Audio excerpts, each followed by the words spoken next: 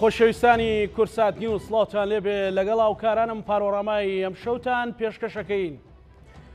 چەند ڕۆژێکە چەند بابەتێکی گەرم کۆڕ و مەجلیسی هاوڵاتیانی هەرێمی کوردستانی داگیر کردو بە جۆرێک کە پرسی جیاکردنەوەی دین لە سیاست. زۆرێکیان تەنزیانەوە بوو کە و بە ڕێزەی باسی لەوە کرد کە بێت مامۆستایانی ئاینی دوورکەونەوە لە سیاست خۆی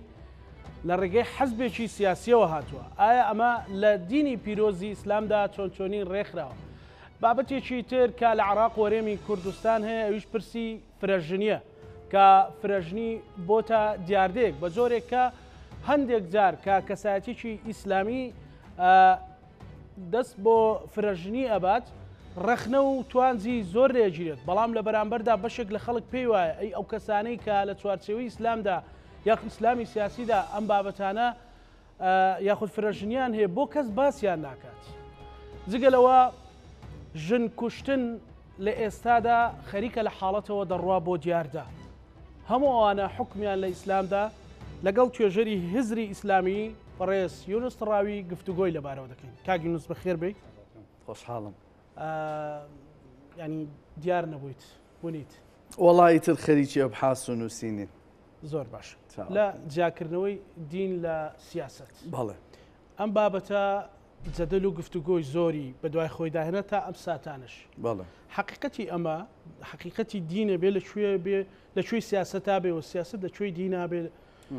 حتا ئەو کۆمنتێکە لە پێشەکی شاوتە مەسەلەن بەشێک لەوان خەڵک پێی وابوو کە ئەو بەڕێزەی ئەو تەکلیفەی لە مامۆسایانی بەڕێزی ئاینی هەبوو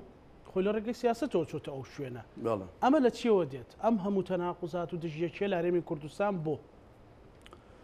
طبعا هەرێمی کوردستان عێراق بەعام دەوڵەتێکی دینیە و پیاوانی ئاینی حکومەکەن و ئەگەر بینە سەر هەرێمی کوردستانی هەرێمیش کوردستانیش هەرێمێکی علمانی نییە. ئەمە یەک پابندی دەستوری عێراقی کە ناکرێت دەستوری عێراقی لاباوە دەستوری عێراقی ئەمە دەبینن مەسەلەن چێ حکومیەکە کۆمەڵی ئەحزابی ئیسلامیە لە وەسەط و لە جنوب و تەنانەت لە سونیەکانیش هەموویان ئیسلامین و ئێمە لە حکوومەتی هەرێم وەزارەتێکمان هەیە بە ناوی وەزارەتی ئاینەکان. ئێمە زۆر جار لە خیتابەکانە بیستین ئەڵێن حیزب عەلمانیەکان ئەسڵەن شتێک نییە بە ناوی حیزبی عەلمانیەت لە هەموو عێراق نییە نەخێر بە کوردستانیشەوە. بۆچی؟ لەبەرەوەی واقعەکە وایە کۆمەڵە حزبی ڕەنگە نەتەوەیی بن، ڕەنگە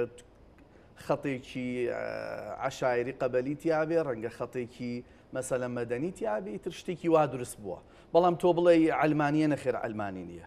و دینیەکی سەرفە نەخێر دینیەکی سەرفیش نییە، بەڵام دین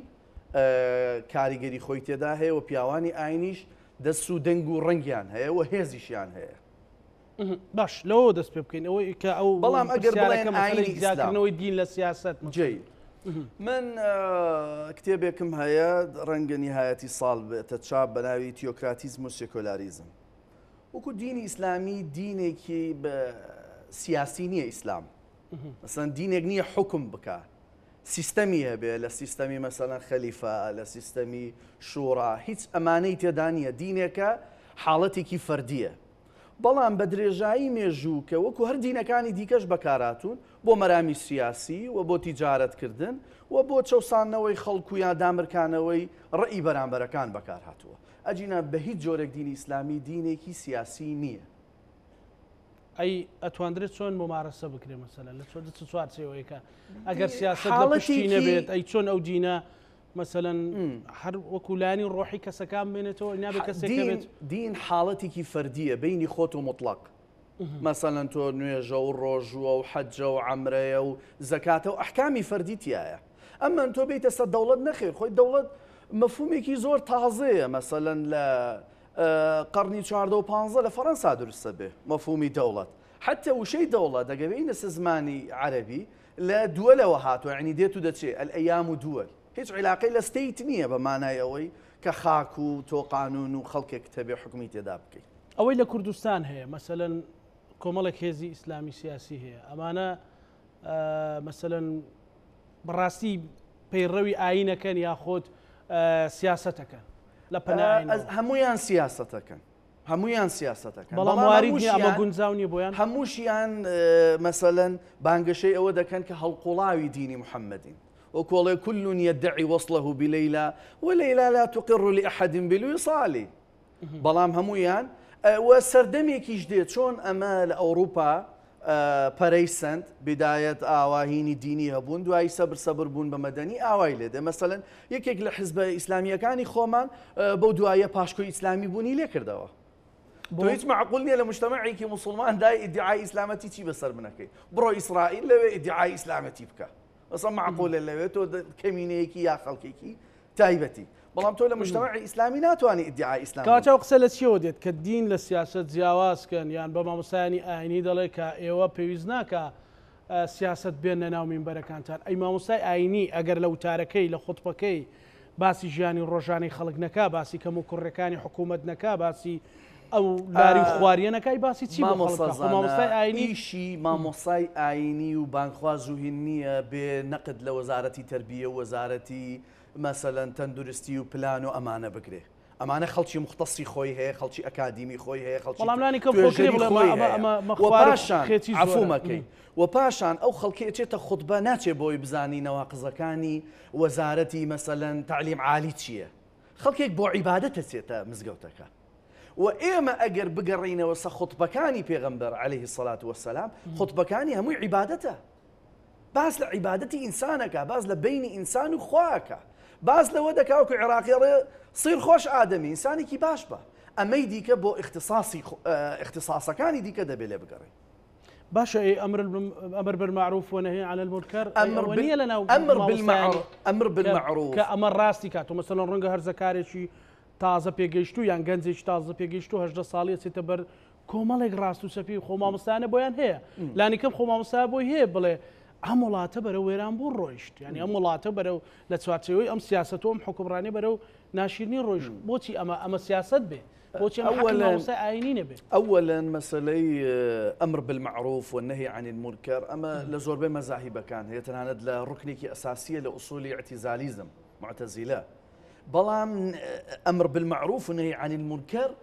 لە ئیطاری ئەو دینە دەکرێتن کە پەیڕەوکارانی ئەو دینە دوێن گوێ لە تۆ دەگرن تۆ ناتوانی بێی بەناوی مامۆستایەکی ئاینی مەسەلەن سنی یا شیعی یا سۆفی بێی ئەو خیتابە بنیتە گوێی خەڵکانێک کە سریانین کە کلدەنین کە ئاشورن لە وڵاتە ئەمە بێ بوعدەکە فراوانتر سیرکەی پاشان مەسەلەن ئێستا گە تەبیبێک بێ باسی عیبادات کە سەیرە ئەڵێنەوە تۆ اختصاصی تۆ نییە و اختصاصی ئینسانی ئاینیش پیاوی ئاینی ژەمە دیارە لە شەریعە کۆمەڵی علومی خوێندۆ علومی قورئانە حەدیث ئەمە لە چوارچێوەی ئەوە بێ ئەمەن بۆ دەوڵەت و پیاوانی دەوڵەت نا ئەمە بێ مفەکرین و باحث و نووسەر و فەیلسوفەکان لە اختصاصی خۆیان قسەی لێ بکەی و ناکرێ منبەر استقلال بکرێ بۆی مامۆستایەک بێتن سەر بە مەزهەبێکە یا حزبێکی ئیسلامیە یان هەر ئیدعاهینێکە لە ڕێگەی ئەوە تام و بۆی حزبەکەی خۆی بشەڕعێنێ بیخاتە چوارچێوێکی ئاینی مقدس و پێتی بفرۆشێتەوە ئەگە لە پێناو بەرژەوەندی گشتی بێ بۆچی کێشەیەکە ئەمە با لە دەرەوە وەکو مواتنێک بیکە وەکو نووسەرێک بیکە بەڵام لە چوارچێوەی خۆتبە نا ئەمە زەرەری هەیە بۆ ڕۆحی دین و جەوهەری دین کە عیبارەتە لە ڕۆحانیات و عیلاقەی فرد لەگەڵ خوددا زۆر باش کاگیۆز مەسەلەی فرەژنی بابەتێکە هەڵبەتە من تەکی دەکەمەوە بەسمان هیچ بەڕێزێک نییە ئەمە تەنها یەک شەخص نەیکردووە وەکو زاهرە دیار زاهیرەیەکەوە لە عراقا بە تایبەتی ئەڵێ لەم ساڵدا کە بەڕێژەیەکی زۆر زیادی کردەوە هەرێمی کوردستانیش بەوانەی کە لە بەناوی ئیسلامی سیاسیەوە دەیکەن و بەوانەشی کە بەناوی علمانی و بەنهێنی و بە دزی دەیکەن قسەی بەڕێزتمەوە دین کڕۆکی دین و تێگەیشتنی تۆ کە دین دیاری کردووە چیە لەسەر فرەژنی ئەزانی ئێمە یعنی مەسلەی سیستەمی فرەژنی سیستەمێکی زۆر کۆنە مەسەلەن هەزارەها ساڵە مرۆڤایەتی ئەو سیستەمەی پەیڕەو کردووە و ئەگەر سەیری مەسەلەن کتێبە پیرۆزەکان بکەین زۆربەی هەرە کتێبە پیرۆزەکان ئاماژە بە سیستەمی فرەژنیەدەن بەڵام ئەمە لە چرکە ساتێک بووە بۆ کۆمەلگایە کە مەسەلەن تێیدا پێویستیان بەهێز بووە عەزەڵەی پیاو وی پیاو بجەنگێ پیاو بەرگری بکاتن کە کەمتر پێویستیان بەژن هەبووە لێرە سیستەمی فرەژنی دروستە بێ بەڵام ئەگەر سەیری قورئانی پیرۆز بکەین ئێمە وەکو موسڵمان تۆ واز لە فقەهاکان و مفەسیر و محەدیث و هین بێنە وەکو قورئان کە کتێبی ئیلاهیە مثلا لە ئایەتی سەی سوورەتی نیساء فەرمێ وئین خفتم ئەلا تقسطوا في اليتامى فانكحوا ما طاب لكم من النساء مثنى وثلاث ورباع الله ئەگەر ترسانەوە بوو لەوەی لە نێوانەتیوان وەدادپەروەر نەبن ئەوە دوان و سیان و چوار ئەمە مەسەلێکی دیکەیە بۆ هەتیوی بەستۆتەوە بۆ مە دوور درێژە مثنى وثلاث ورباع جا رأيك دیکە هەیە لە مثنى وثلاث ورباع ئەڵێ مە بەسە قەولێکی ابن عباسێ ئەڵێ مثنى وثلاث ورباع مەبەسی نۆژنە چوارژنیش نییە استدلالیش دەکا بۆی پێغەمبەر عليه الصلاة والسلام کە وەفاتەکە نۆژنی هەبووە ئەوەش مەسەلێکی دیکەیە بەڵام ئەم ئاەتە کە زۆربەی ئەو خەڵکەی ئێوێ پەنا بۆ فرەژنی بائیهێنێتەوە ئەم شەرطەی کە ئەو ئاەتە دایناوە فقط یەک شەرطە فإن خفتم ألا تعدلوا فواحدة أو ما ملكت أيمانكم أجد ترسان إودات برورنا بن يكجن يعني كنيزة كشتكان أوج مسألة كنيزة كيش موضوعي كديكية بلام همان صورة آياتي صوتو بستنو أم شرطيك أو مرجيك هنا يتيو بوتصلية كاتوا أوكو أفرمي آياتي صوتو بستنو ولن تستطيعوا لن أداتي نفي أبدية يعني قد ناتوان هرجيز أو هرجيز ولن تستطيعوا أن تعدلوا بين النساء ولو حرصتم أجر زور مكرج بن زور حرصشتانا بيناتوانا ناتوان لو عدالة بدرسكن ناتوان عدالة كان لبرو ميلي قلبه وهميشه أوانا يجني دوا مسلم وهين دائما بلاينو يكان زياتر دين مثلا أماني ديكا عندي شان لكو تاقرنو بكونك والله هيا مثلا بلام أغلبي واعية بو دس يعني براستي أم كومنتي حقيقتي تيا مثلا لا أو كومنتي خلقه يعني بوتشي كاتيك كسيك بناوي إسلامي سياسي كسيك بناوي إسلاموا دەچێتە ناو ئەو بابەتی فرەژنیەوە زیاتر دەکەوێتە ژێر پلار و توان زۆر ڕەخنە بەڵام حەقیقەتێک لە کۆمەڵی ئێمەدا هەیە خەڵکانێک هەیە بەدزیژن هێنن خەڵکانێک هەیە ئەوی بە ناوی عاشقەوە ئەکرێت چوار پێنج ئەوانەی کە دەستڕۆیشتون لە ناو حیزبە سیاسیەکانی کوردستان بۆ ڕەخنە و توانز لەوان ناگیرێ بۆ قسە لەسەر ئەوان ناکرێت ئەوان کە ناشەرعیش ئەو بە ئاشکرا و بە ئەعلانیەکە بەڵام ئەوەی تر ڕەنگە چوار پێنج شەش و خەڵکی تەمەەن جیاوازیش بێ کاک یونس بۆ ئەمە هەیە بتوانێت نەعەدالەتێک لەو توان زۆر ڕەخنەیە هەبێ ئەزانی کاک زانە جا مەسەلە میلەتی کورد بە جیاوازی هەموو دینەکان و مەزهەبەکان دایمەن مەیلی بەلایەنی ڕەوحانیەت و عیرفانیەتەوە هەیە باش هەمیشە پیاوی ئاینی بینیوە وەکو پێشەنگێک سەیری کردووە مەسەلەن متەواضع بژیێ مەسەلەن خەمی خەڵکی هەبێ مەسەلەن قوتی خەڵک یعنی لە هەموو شتێک سەیریان کردووە و قائیدوە بە درێژایی مێژوش هەروە بووە بۆیە کە ئەبینێ مەسەلەن پیاوە ئاینیەکە یا شخصەکە بانخوازە هەر شتێکە هەسەکە ینی تاکی کورد هەسەکە کە دینەکەی ئیستیغلال کردو ئەم شخصە بۆ ئەو مەبەسە بۆیە لێرەدا زۆرترین خەڵک ئەمە لایەنە سیاسەکە لێ بگەڕێ بەڵام ئەمەی تۆ ئەڵێی بزەبت ڕێک وایە بەڵام ئەمەیە نقطەکە ئەگەڕێتەوە سەر ئەمە کە دینەکە وەکو بەرگێک وەکو درعێک بەکار هاتووە بۆ هێنانەدی ئەو مەرامە باشە کەواتە ئەوەشیان قابلی ڕەخنە نیە ئەوە ترش قابلی ڕەخنە نیە ئەگەر بینە سەر بوارە ئینسان دۆستەکەی کە خوای گەورە ڕێزی لە مرۆڤ ناوە ئەمەیشی قابلی هینە مەسەلەن ئێستا کۆمەڵێک خەڵک هەیە لیبرالە و هینە و مسلمانیشە وەکو ئەوە باوەڕی بۆ ئاەتانە شەیە کە ئەسلی دین یەک ژنە و باشە بەڵام لە ناکاو ئەڵێن وەڵا کردی بە دوو ژن بۆ ئەو لی دەرەچێ لەبەرەوەی دینی بەکار نەهێناوە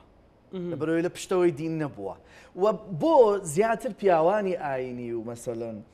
بانخوازەکان کە دێن ئەڵێن حکمەتەکانی فرەژنی ئەوەیە مەسەلەن ژنێکی متەڵەقە نەمێنێتەوە یا ئەرمەلە نەمێنێتەوە یا وەکو ئەوەی خاتەم عەلەیهی السەلام بەڵام دوجار ئەبینی ئەو لە ناکاویە مەسەلەن مناڵێک یان مراهقێک هێنێ نە ئەرمەلەکەی هێنا نە متەڵەقەکەی هێنا نە ئەو کەسەی کە بەتەمەن ماوەتەوە بۆیە ئەمەش دوجار هینێکی دیکە لە ناو خەڵک پرسیارێکی دیکە درست هەست ناکەی ئێستا ئەم حاڵەتە بۆتە دیاردە و زۆر گەشەی ئەمە کردووە دیاردەیە ئەمە سیرکە ئەمە سوودیش لە نەسی ئیسلامی وەرگیرا وەرگی بە درێژایی مێژووا کراوە ئەمە نەک بەس لە هەرێمی کوردستان لە عێراق و لە مەسر یعنی قەرەزاوی عمری 80 ساڵە کچێکی 20 ساڵە هێنێ کە ڕئسی ئیخوانی عالەمیە مەسەلەن سەلەفیەکانی مەغریب بووین ئەمە ظاهرەیەوە ڕۆژانە ڕوودەدا بەڵام بۆ ئێستا زیاتر زەق بۆتەوە لەبەر سوۆشیل میدیا سوۆشیل میدیا ئێستا ئیخبارەکانی هەموو ماڵێک ئەخاتە هەموو ماڵێکی دیکە بۆیە فەزەح بووە ئەجینا بگەڕێنەوە سەر تاریخیش تەواوی مفسیر و محەدیث و مەلاکانی بنی ئومەیە و بنی عەباس باشە ئەو بۆ جگەلەوەی ئەمان کەنیزەکیان هەبووە مەسەلەن حەمبەلیەکانی عێراق ئەچن مەسەلەن بۆ جەژن سێ چوار جاریە ڕۆمی و هین دەهێننەوە ماڵەوە جەژنە تەنها بۆەوە ئەی کڕنی تر بە هەدیە ئەیدەنەوە خەڵکو ئەوە و جارەیە فەقیری لە جەنگەوە گیراوە باشە بۆ جارێکتر بێمەوە سەرەوە بۆ تەنها ئیسلامیەکان و بەڕێکی مەسەلەن ڕەنگە مبەڕێک بێت بۆ خەڵک بۆ ئەوەی تریش خۆش پێشێلکردنی مافی مرۆڤە من لەگەڵتا هەردووکی پێشەلکردنی مافی مرۆڤە و هەردووکی زدی دینی ئیلاهیە و هەردووکی جەوهەری شەریعەتە هەردووکی وایە بەڵام من تەحلیلەکەم بۆ کردی کە مجتەمع بۆکە نەک ئەحەقیەت بدەمە ئەوەی حەقی نەبێتن بەڵام ئەمە تەحمە حەقەکە بوو بەڵێ تەحلیلە سۆسیۆلۆژیەکە ئەوەیە کە خەڵکەکە وا سەیرەکە ئەجینە هەردووکیانە غەڵەتن و هەردووکیان زدی کوڕۆکی دینی ئیلاهی و حکمەتی ئیلاهی چارەسەر بۆمە مەسەلەن گەڕانەوە بۆ ڕۆکی دین مەسەلەن پشت بە دین ببەسترێ ئەمە ئەزانی ئەبێ مەسەلەن خەمێکی حکومی بێ و پێش خەمی حکومی خەمی دوو حیزبە گەورەکەی کوردستان بێ ئەنێ هەنێ مەسەلە هەیە پێویست ناکات تۆ زۆر مجاملەی عوام بکەیت لە هەنێشت دەبێت تۆ پێشەنگ بی مەسەلەن لە قانونی جێندەر لەو فرەژنیە لە مەسائلی ئازادیەکان کە ئێمە پرسیارمان لەسەرە لە دنیا بۆچی لەسەر وشەیەک ئەدرێتە محکەمە لەسەر وشەیەک ئەخریتە ژوورەوە یعنی هەموو ئەو مەسەلانە ئەبێ ئەوەلەن دوو حیزبە گەورەکەی کوردستان بێن وەکو خەم بەڕنامەی بۆ دابنێن ئستراتیجێتێکی دوورمەودا ئستراتیژێکی نزیک مەودا و قابلی تەطبیق بێ لەسەر ئەرزی کوردستان شتێکی زۆر خەیالی نەبێ و خەمێکی جددی بێ ئەجینا تۆ هەموو ڕۆژ ببینی ژن کوژرا و نازانم چی دێمە سەر مەسەلەی ئەوەش بەڵام پێش ئەوە مەسەلەن کاک یونس زۆر لە بەرنامەکان و هەندێک جاریش من لێرە کە گفتوگۆمان کردووە لەگەڵ خەڵکانی سۆسیۆلۆژ گەورەی وەکو مامۆستا کەریم شەریف وەکو خەڵکی تر مەسەلەن ظاهرەیەک دیاریدەیەک هەیە لە هەرێمی کوردستان بە ناوی مسلسلاتەوە بە ناوی تەحولاتی یان تەحویلبوونی کولتورەوە ئەو ئازادی کە هەیە لە مەسەلەی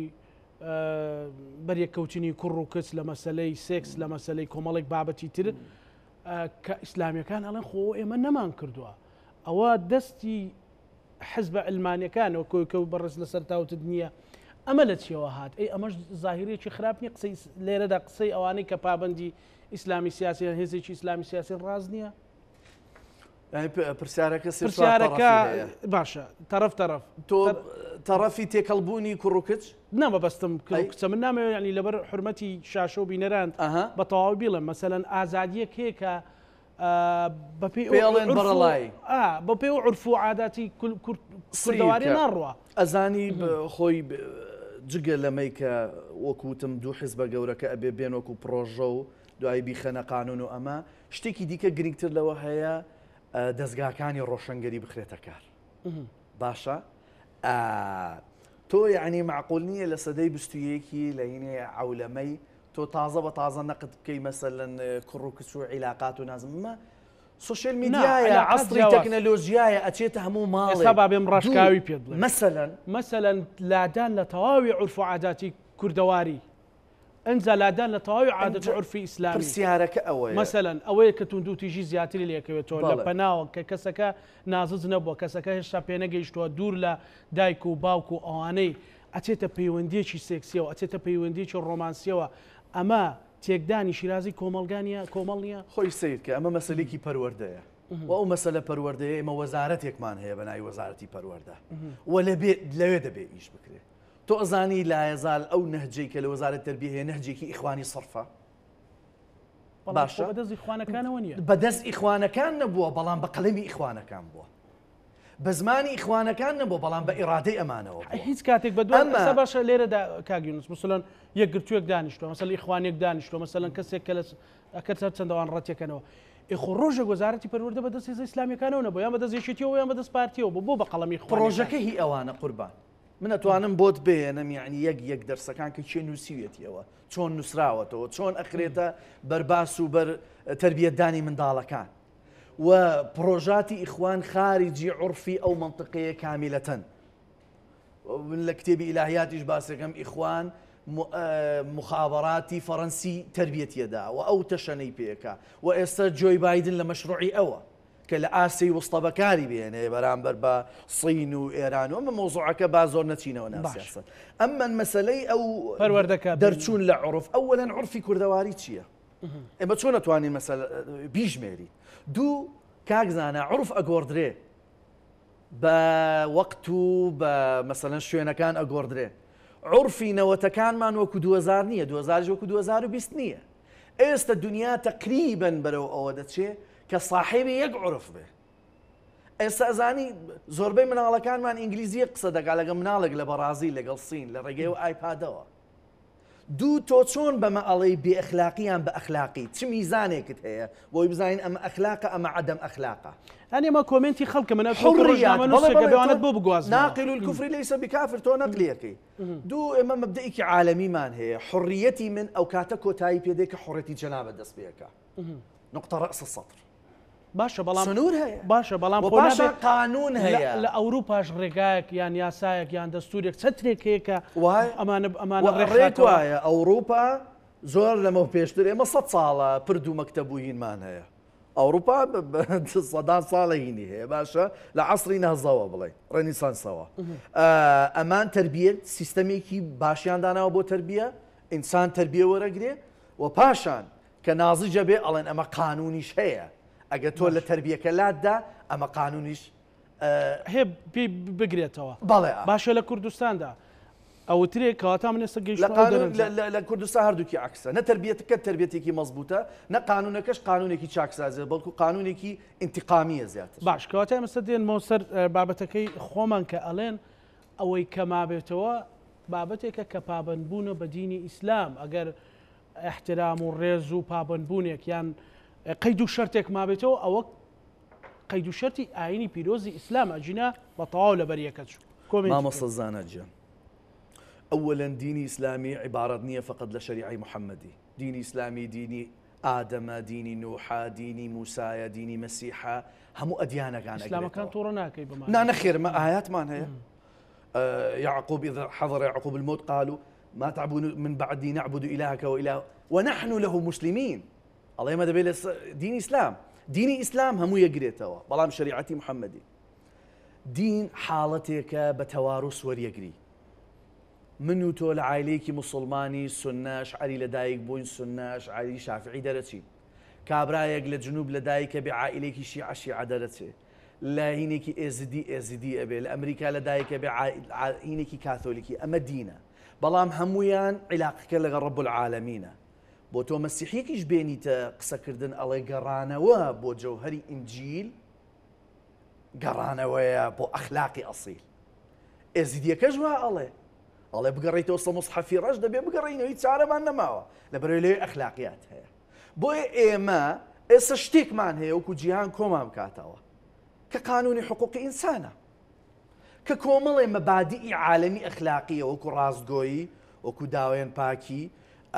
مثلا وكو خيانه نكردن نكشتن كومل مبادئ عالمي ماني كسرجم شريعته دينكش كو اكاتو كوتمان اسلامه بويا أما وكوين الله كل يدعي وصله بليلى همو كز ادعاء أو عشقك كخوي لسر حقيقتي راها بلا موانية وكو مولانا فرمي حقيقة ئاوێنەیەک بوو لە دەستی خواکەوتە خوارەوە شکا هەر کەسە و پارچەیەکی هەڵگروای زانی حەقیقەتی مطلق لای تۆیە نه ئەوە پارچەیەکە لای من پارچەیەکیش لای تۆیە ئەویش لای ئەمە کەواتە ئێمە بە هەمومان ئەخلاقیاتی عالەمی کۆکەینەوە و بە هەمومان عیناکرێ من بەسەڵم ئەخلاقیات بەس لە مەزهەبەکەی من هەیە هەر لەناو دینی ئیسلام لەناو شەریعەتی محەممەدی کابرای شیعە ئەڵێ لای منە کابرای معتەزیلە ئەڵێ لای منە عرفاکان ئەڵێ هیچیان لای ئێوە نیە هەمووی لای ئێمەیە لەولا فەیلسوفە ئیسلامیەکان بەجوابێ ئەڵێ کاکە ئێوە لەسەر کۆمەڵە عرف و عادەتی حیجازە ڕۆن وەرن مەبادی ئەخلاقی ئەمانەیە باش پێشوەی بڕۆمە کەواتە ناگەیتە نقطەیەکی نهایی ئەوە ئەسڵی پەیامەکەی ئاینی پیرۆیان دینی پیرۆزی ئیسلامیش لەوەیانێ کە هەمومان بێکەوە بین هەمومان مرۆڤین ڕێز لە مرۆڤ بژیرێ هەموو ئەسڵی جەوهەری دین ئەوەیە کە ئێمە مرۆڤین ڕێز لە یەکتر بگرین لتعارفوا إن أكرمكم عند الله أتقاكم ئێوەمان لە قەبائیل و هین دروست کردووە بۆی بێکەوە بژین و پاشان چێ بەڕێزە لای خوا ئەوە لەوێوە لە محکەمەی ئەوێوە لەوێ پێتەڵێ چێ لەسەر ئەخلاقی حەقیقی بوو چێ لەسەر ئەخلاقی مزەیف بوو چێ تیجارەتی بە شەعائیرە دینیەکان پێ ئەڵێ لە حەقیقەتی کڕۆکی دینی ئیسلامە مەسەلەن لەوەی کە خوای گەورە پێتەڵێ لەو محکەمەیە حقیقەتی دینی ئیسلامی دینێکی ئەوەی کە پێتەڵێ تۆڵێ لەو محکەمەیەوە لەوێوە خۆی پێتەڵێ ئێمە نازانین دائما قورآن کە باسی عالەمی ئەولا ئەکا ئەفەرمێ وننشئكم فيما لا تعلمون ئەڵێ لەوێ عالەمی ئەوێ ئێوە هیچی لێ نازانن و نقطایە سە کۆتایی پێهێناوە بۆ ئەو ڕۆژە لێگەڕاوە بەڵام تۆ بێی من بێم بە ناوی ئەوەی کاکە من سەید زادەم شێخ زادەم مەلا زادەم باشە عالمم لە دین حافظی قورآنم تۆ بێ ئەخلاقی بۆ یعنی من بۆ خۆم کردە وەکیلی خوا بە چ حەقێک من وەکیلی خوا ئایا وەکالەتی داوەتە من باش تۆ هەندێک جار کۆمنتێک لەسەر چۆن ئەتوانی تۆ برینداربوونێک ڕوشانێک دروستەکەی مثلەن کەسێک دڵی بەوە خۆشە چۆ بۆ عەمرێک سنەتێکی جێبەجێ کردو چۆتە حەد فەرزێکی جێبەجێ کردو بە ڕۆژوو ئەبێ فەرزێکی جێبەجێ کردو تی لەو گۆتەرانە ئەدەی بۆ ئازانی من مامۆستا زانەجان من داوای لێبوردن لە هەموو ئینسانێکە کەم کە ئەگەر وشەیەکم بوو تو بێ ینی برینار بوو بێ ئەوەی خۆتەڵێ آخر مثلا من دیسا من نەقلەکەی من بەڵێ من مەسئولم لەوەی هەرچی ئەڵێم باشە من مەسئولم لەوەی هەرچی ئەڵێم یانزە کتێبەمە هەرچی نووسی وەروشەیەک بەڵام مەسئول نیم لەوەی بەرامبەرەکەم خراب تێبگا یان بەرامبەرەکە جیهاتی ئەحزابی ئیسلامی سیاسی و هین هەبێ بیانەوەی خیتابەکە بگۆڕن ئەوە خۆم ئەوە قسەکانم ئەوە یانزە کتێبەکانم و من ئیجتیهاداتی خۆم تێگەشتنی خۆم وەکو ئینسانێکی کوردی قراءەیەکی فەلسەفی عرفانیم هەیە ئەی خەمە ڕووەری پێت خۆشەوەری گرە پێت خۆشەوەری مەگرە موجهه بۆ هیچ هێزێک یا بۆ گۆڕینێک مثلا توی ساڵی ئیخوانی عالمی مخابراتی فەڕەنسی لە پشتە کەسێک هەیە لە پشتی تۆ ئاراست کات مثلا دژی هێز ئیسلامیەکان CIA مثلا KGB وەڵا گەورەتر هەیە ئارە وەڵای اعترافێک بکەم ئەوەی لە پشتە منە زۆر گەورەترە ئەویش خودای گەورەیە کە من هەمیشە تەوەکولم مطلقاً ئیمانم پێێتی و مجاملەیەکی سەر شاشەی کاگی و نزڕانی مجاملەی چێ بکەم من مناجاتی خواکەم خەڵکی چی ئەمەی جونەیدی بەغدادی ئەڵێ ئەمەی لە بوون هەیە تەنانەت خوایە ئێمە عیبارەتین لە خەیال و خەونێک هاتووین و دەڕۆین وجودی حەقیقی هەر ئەوە بۆ هەمیشە ئێستا بۆ لەو بەرنامەی ڕەنگە دەیان کۆمنتی هەر بێوە گوێمان لێ بگرن مەسەلەن نەشیاو بێت ئەزانی هەچ کەسە و تعبیر لە ئەخلاقیاتی خۆی دەکا عەرەب ئەڵێ ينضج الإناء بما فيه گۆزە کورد دەڵێ ئەو شتەی لێ دەڕژێ کە تایەتی بەڵام من ئەسڵەن بە گوێن و تەشیر و ئەوانە ئەسڵەن ئیستیفزاز نابم پێم خۆشە زانی بۆ پێم خۆشە بە گوێن و هین لەبەرەوەی هەستەکەم بەرامبەرەکەم جوابێکی عەقلانی مقنعی پێ نییە وەگە جوابەکە هەبێ جوابەکەم پێ ئەڵێ دێمە سەر ژن کوشتن و من حەزەکەم من ئیدعایەوە ناکەم حەقیقەتی مطلقە زانم من شتێکە زانم و خوا فێری کردوم و ئەی بەخشم ژن کوشتن لەکوێی ئاینەکان لەکوێی دینەکان لەکوێ جێگەیە بێتەوە مەسەلەن کەسێک بە ناوی شەرەفەوە کەسێک بە ناوی جۆرا و جۆرە خوشکەکەی خێزانەکەی کەس و کارەکەی ئەکوژێت مەسەلەن نەوە شەو ڕابردوو ڕۆژانی تر جۆمان لەو ڕۆژانە مانگانە جۆمان لەو کارە ساتە جەرێک بڕانە ئەبێ لەکوێ کوشتنی مرۆڤ ڕێگە پێدراوە جا چ جای کەسێکی بێدەسەڵات مەبەستم ژنێکە بێدەسەڵاتە بەس ڕەنگە لەو لەحزەیە تۆ چەکت پێ و چەکی پێێنێ بێدەسەڵاتە بۆ ئەزای مامەسەزانە ئێستا ئەو پرسە کە پێڵێن غەسل العار شۆردنی ئابڕ و چوون و نازام چی مەسەلەیەکی کۆنە و مرتبط نییە بە مجتەمەعی شەرقی ئەوسەط و لە هەموو دنیا هەبووە بەڵام ڕەنگە بە نسبەت غەرب و ئەوە چوو بێتە تاریخەوە بەڵام ئێمە تیایدا دەژین و ئێمە ئەوەش لە بیر نەکەین غەزول عار مادەیەکە لە قانونی ڕقم 111 ساڵی 69 عقوباتی عێراقی کە خۆشبەختانە لە پەرلەمانی کوردستان ڕەت کراوەتەوە و غەزول عارە بەڵام لە واقعی حال هەیە لە واقعی حال هەیە و پێش ئەوەی ئەو ژنە زەحیە بێ من هەمیشە وتومە قاتیلەکە زەحیەیە قاتیلەکە زەحیەی کۆمەڵی عورف و عاداتی بێمانە بێبنەمایە گەنجێکە پێڵێن تۆ خوشکەکەت ئاوایە تۆ غیرەتێ نییە تۆ ڕجولەتی لەکوێ حیای تۆ ئەمە گەرمە بێ و ئەچێ ئەم کارە دەکاوا دەزانێ شتەکەی شۆردەوە بۆیە ئێمە دەبێ بگەڕێینەوە سەرەتا لەوە هین بکەین ئایا ئەخلاق چییە؟ ئایا بێ ئەخلاقی چییە؟ ئەخلاق عیبارەتە لە مەزهبەکەی کاکزانە؟ یا لە مەزهبەکەی من یا کۆمەڵێک مەبادی عالەمیەیە کە ئەخلاقیاتی پێکەناوە بۆیە من ئەگەڕێمەوە سەر قسەی یەکەم کە دوو حیزبە گەورەکە ئەبێ پرۆژەی جدیان هەبێ بۆ ئەمە و ئەبێ تۆزێ بوێرانەش بن بە تایبەتی قانونی جێندەر چونکە ئەمانە کوشتنەکە نەتیجەیە کاکزانە کوشتنەکە دەستپێک بووە نا تۆ لە پێش کوشتنەکە حکایات هەیە کۆمەڵی چیرۆکەیە تا دروستە بێمە نەتیجەکەیە کە ئێمە ئیبینینەوە ئەخیرەتی ئەمە ئەخیرەتی ئەمە نهایەتی بەڵام ئێمە ئێستا هاتوین هەمیشە لە هەموو بینەکانە لە ئاخیرا قسەکەین مشکلەکە ئەوەیە مۆزوعەکان ئەوەنە کەڵەکە بوون ئەوەنە زۆر بووە و ئەوەنە خەمساردی هەبووە لەسەر قسە نەکراوە لەسەر ئەمە بەڵام هەرە بێ قسەی لەسەر بکەیت لە هیچ شوێنێکە ڕەبتی بە دین و ئاینەوە هەیە نەخێر بەڵام کۆمەڵی فوقەها و مفەسر لە تەویل و تەفسیرەکانی خۆیان بەستویانەتەوە ئەجینا ئیطلاقاً هیچ ڕەبتێکی بە ئاینەوە نییە وتەنانەت دەرکردنی حەدیش مەسەلەن بڵێ ئەمە ئەو جەریمەیە کردووە جەریمە نابێ فەرد بیکە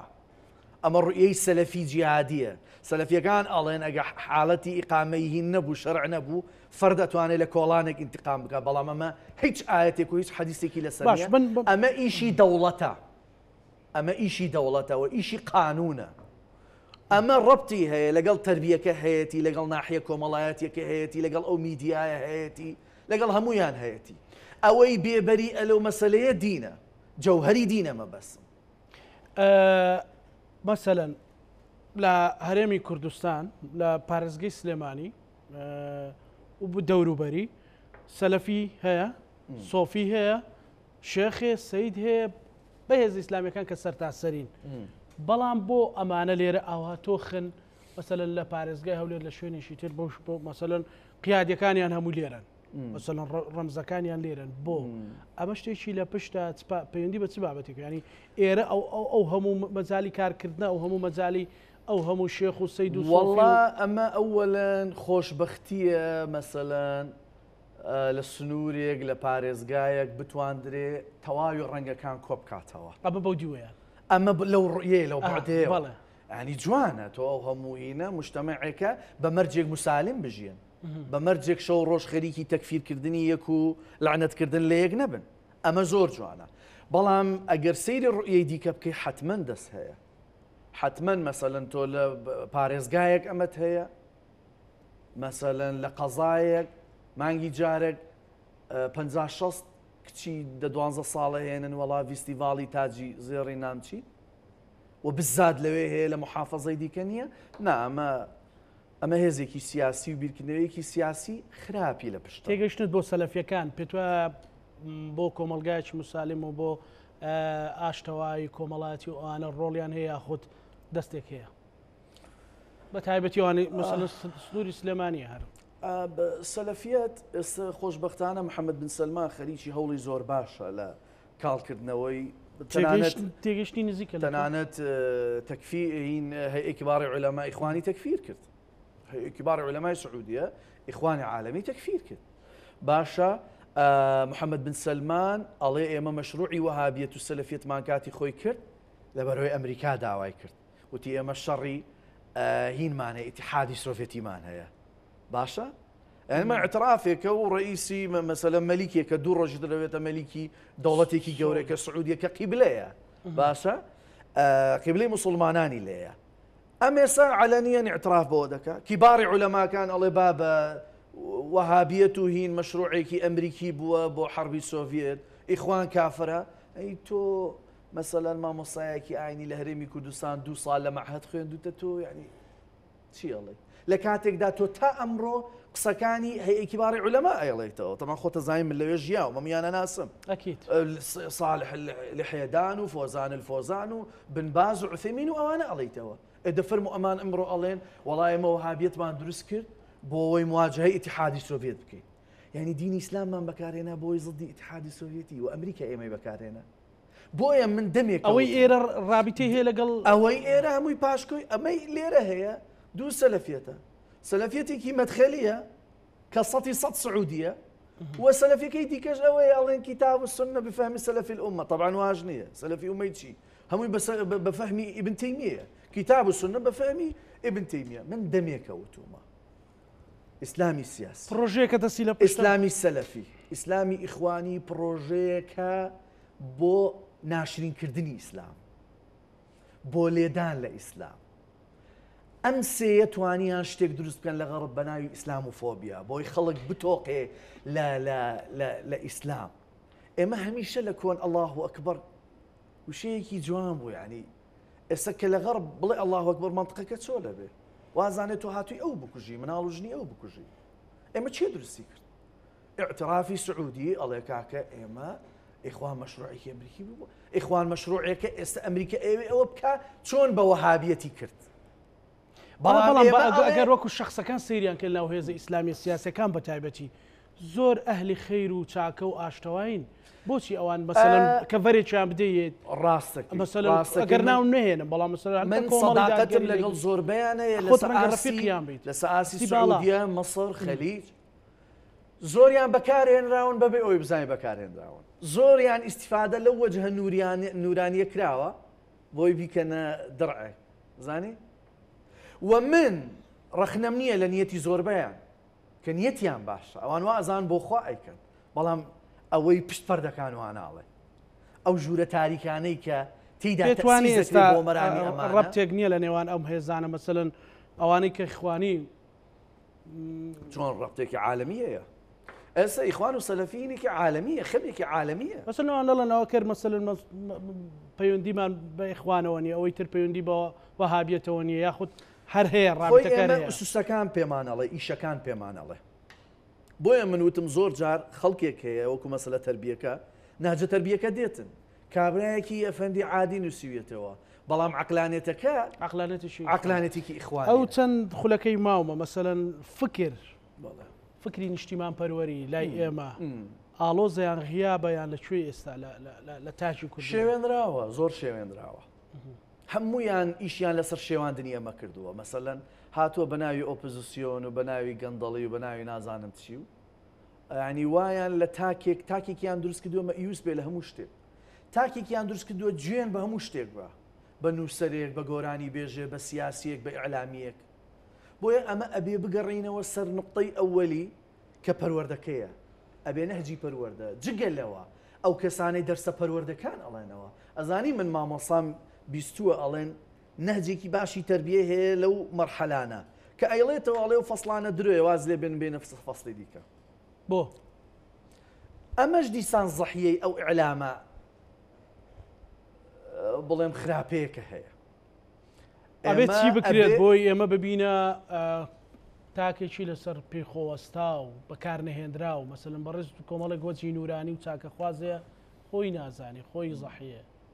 ئێمە چۆن بکە تاکێکی بەهێز دروستکە ئەبێ حکوومەت پرۆژەی هەبێ و پرۆژەی جددی بێ و ئەبێ بگوێر بێ مەسەلەن پێدوانی پارتیویەکی ڕۆڵێکی گەوریان هەبوو لە شێوانە بۆ هەرێز لە شێواندن بەڵێ با هەیان بوو تەنانەت لە مجاملەکردنی حزبە بچکۆلەکان بە تایبەتی حزبە ئیسلامی سیاسیەکان هەیان بوو ولا يزال مجاملەی سەلەفیەت و ئیخوان و کۆمەڵێک دوکانی ئەگەر ئەوانی تر لە چوارچەوەی حزبێک بێ و پەرلەمانتاری هەبێ بەڵام زەڕورە مجاملەی سەلەفیەت و سۆفیەت و نازام هیچ زەڕور نییە تۆ بۆچی ئەیکەی تۆ مەبادیئی خۆتەیە مەبادیئەکان مەشروعن مەبادیئەکان عالەمین مەبادیئەکان خەمی فەردی تێدایە خەمی تاکی تێدایە خەمی کۆمەلگات بۆ حەلەکە بۆچی مجاملەکەی یعنی تۆ ئێمە قانونێکمان نووسی ساڵی 2008 لە پەرلەمانی کوردستان تعدیلێک بۆ باری کەسی ڕقم 15 هادووتی ژن ئەتوانێ لە دادگای باریکەسی لە زەوازی ژن و پیاوێک ئەتوانێت بە شاهێدێک نەگنی شاهد هەساکان ئەو حزب ئیسلامی ناوتیان با بەمە کوفرە مە دەرچوونەوە بابە بەچی کوفرە لە چیەوە کوفرە کوفرەنجە بەچیەوە کوفرە ئاەتەکەم بۆ بێنەکە ئەڵێ کوفرە دوو مەسلەی کوفر مامۆسازانە حەزەکەم خەڵکەوە بزانێ کەس ناتوانێت کەس تەکفیر بکە ئەمە ئیشی خوایە پێغەمبەر توانیەتی خەڵک تەکفیر بکە ڕەیەک ئەڵێ نەخێر مەسەلە معتەزیلە و فەیلسوفەکان ئەڵێ ڕەیەک دەڵێن بەڵێ بەڵام بە وەحی ئیلاهی بووە خدا پێیوتووە فلانینە ئەجینا ئەو بۆ ڕۆژی دوایی ئەمە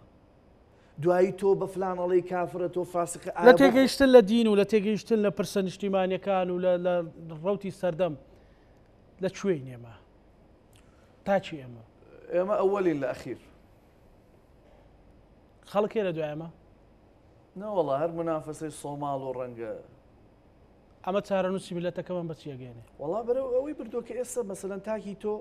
پێی وایە ئەگەر بچێتە ئەوروپا نەجاتی بۆ چێتە باشت کەواش نییە بۆیە بێت چاکسازی بکرێەوە چاکسازی خەمی کەس نییە خەمی یەکێتی و پارتیە دوا سەرنجی کاک یونس دوا سەرنجم ئەوەیە بەڕاستی ئەبێ سیاسیەکانمان هەنێ شت هەیە کە ڕەنگە مەسلحەتی بازرگانی و مەسلحەتی شخصی نەبێ بەڵام مجتەمەعی هینی خەمی کۆمەلگایە خەمی تاکە ئەبێ بیهێنە ئەولەویەتی بێنێ